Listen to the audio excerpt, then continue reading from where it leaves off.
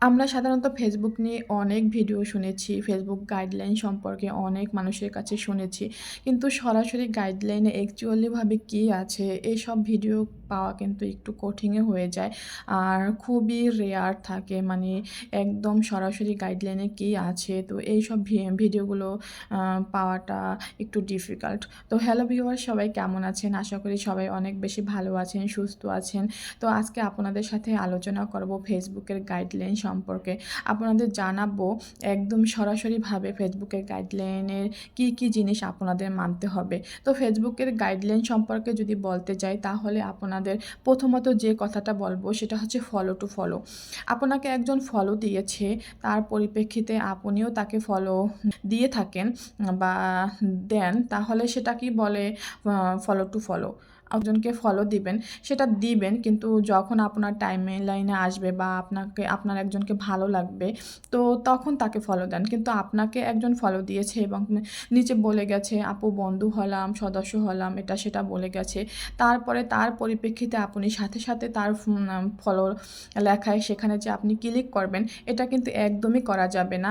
আপনার যদি তাকে ফলো দিতে হয় মনে চায় তাহলে আপনাকে অন্ততপক্ষে 24 ঘন্টা অপেক্ষা করতে হবে। তো একদিন পরে আপনি তাকে ফলো দেন, কিন্তু আপনাকে ফলো দিয়েছে সেই পরিপ্রেক্ষিতে সাথে সাথে আপনি কখনোই তাকে ফলো ব্যাক করতে পারবেন না।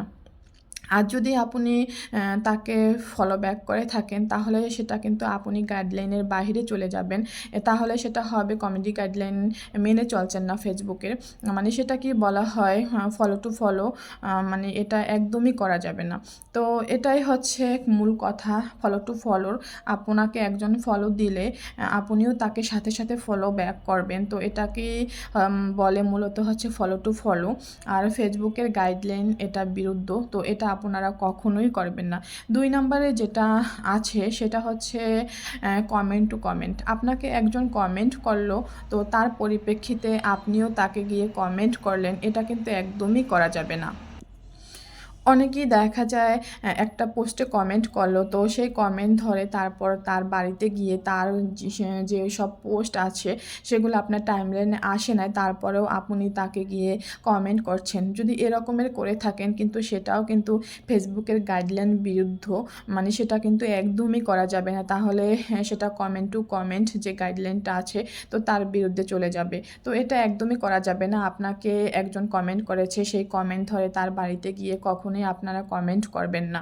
তো এটা কিন্তু ফেসবুকের গাইডলাইনে আছে আর এটাও আপনাদের মেনে চলতে হবে। এটাকেই মূলত বলা হয় কমেন্ট টু কমেন্ট।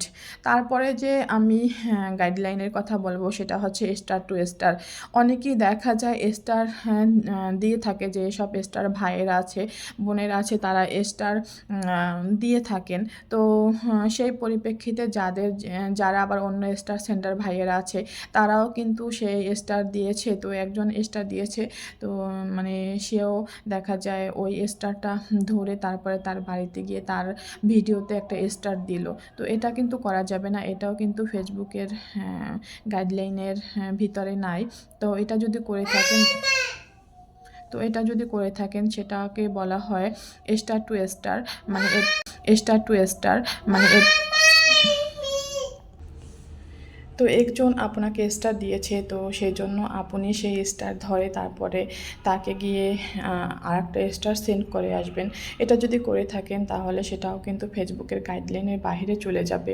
এটা আপনারা কখনোই করবেন না, তাহলে ফেসবুকের গাইডলাইন আপনারা ভঙ্গ করছেন।